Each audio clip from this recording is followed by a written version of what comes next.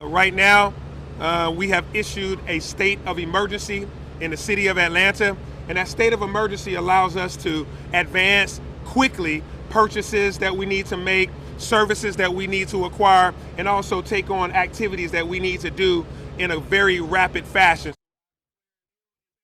As we work through the repair process right here at 11th Street and West Peachtree,